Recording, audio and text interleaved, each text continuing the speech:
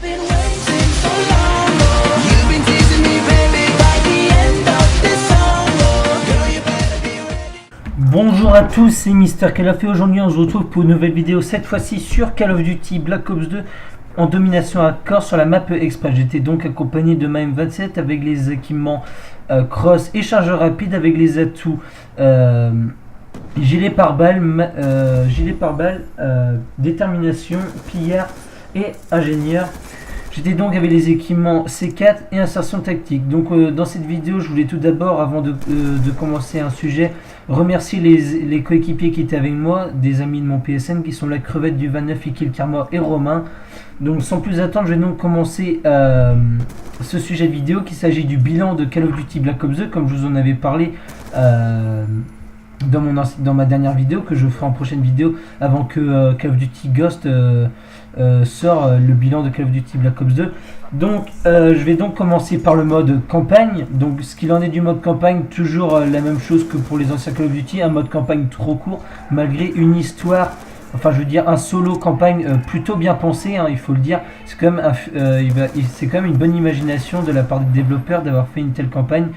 Ça doit être assez compliqué à faire une telle campagne avec des gadgets comme ils ont montré dans le mode campagne. Parce qu'il faut savoir que c'est quand même une campagne qui se fait dans un futur proche. Donc j'avais que ça à dire dans le mode campagne, parce que sinon bah voilà, la mode campagne est très courte, hein, dure quoi, allez, moi je l'ai fait en 10 heures. Enfin je crois, parce que ça fait un petit moment quand même que je l'ai faite. Donc on va passer directement, parce que le mode campagne j'ai rien à dire, on va passer directement au mode multijoueur où j'ai un peu plus de choses à dire. Bon, je vais classer le mode multijoueur en deux choses, c'est-à-dire les points forts et les points faibles. Donc je vais commencer par les points forts. Donc, parce qu'il y en a des points forts, il y a le retour de la nucléaire qui était présent sur MW2, et sur MW3.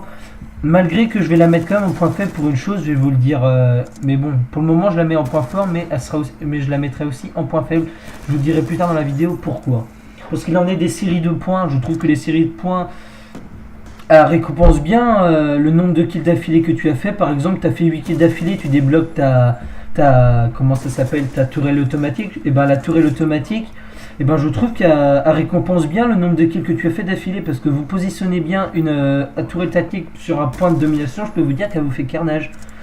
Mais il faut sans oublier surtout les gros score streak qui étaient le groupe de chasse et le chien et la microstation, qui étaient des score streak qui étaient franchement très bien, parce qu'ils récompensaient bien. Tu faisais 16 kills d'affilée quand tu débloquais un groupe de chasse sur Turbine ou sur Raid, et ben je peux vous dire que ça récompensait bien le nombre de kills d'affilée que tu avais fait. Donc voilà. Donc maintenant je vais parler des armes. Donc ce qu'il en est des armes, je trouvais que dans ce Call of Duty les armes étaient super bien équilibrées comparé à MW3, où on pouvait constater sur MW3 des armes déséquilibrées par rapport à d'autres. C'est-à-dire que quand on prenait un ACR ou qu'on prenait une M16, et ben c'était pas du tout la même chose, hein. Il y avait quand même, tandis que dans Black Ops 2 là en ce moment, enfin dans ce Call of Duty, on pouvait remarquer que on va comparer avec une M27 et un AN94. On va dire que la M94 avait une cadence de tir plus faible, mais elle avait des dégâts plus importants, tandis que la M27 avait des dégâts plus faibles mais une cadence de tir plus importante. Donc du coup ça rectifie le tir, même si elles n'ont pas les mêmes statistiques les deux armes. Mais bon, elles sont quand même équilibrées entre guillemets, malgré que je dirais la N94 est quand même plus puissante que la M27. Mais bon, ça après, hein, c'est normal, il y a toujours des armes qui sont plus, on va dire, meilleures que d'autres. Parce qu'il en est des atouts, je trouvais que les atouts étaient bien pensés sur ce Call of Duty. Il n'y avait aucun atout qui était plus cheaté qu'un autre, hein. Faut savoir que comparé au mode, à l'invisible de MW3, il faut franchement le fantôme qui permettait de pas nous voir sur la mini carte était quand même mieux que celui qu'on voyait sur Call of Duty MW3, parce que celui-là, c'est vrai que lorsqu'il y avait les drones, on ne nous voyait pas sur la mini carte normal, mais lorsqu'il y avait une microstation, on nous voyait sur la mini carte, et c'est ça que je trouvais pas mal, c'est-à-dire que même quelqu'un qui met un fantôme, et ben on peut quand même le voir sur la mini carte. C'est quand même mieux, parce que sur MW3 quand tu tentais une mob et que tu avais un gars qui était un assassin qui t'avait tué, je peux vous dire qu'on rageait, hein. Donc voilà.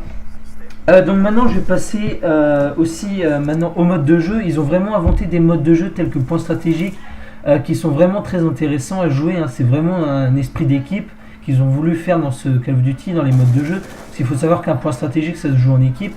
Mais il faut savoir aussi que je pense que c'est un jeu qui a été réservé aussi quand même pour le soutien, c'est-à-dire jouer beaucoup en équipe et tout, parce qu'en mode solo, c'est vrai que quand vous tombez en point stratégique et vous êtes tout seul, c'est plus compliqué parce qu'il faut gérer un point.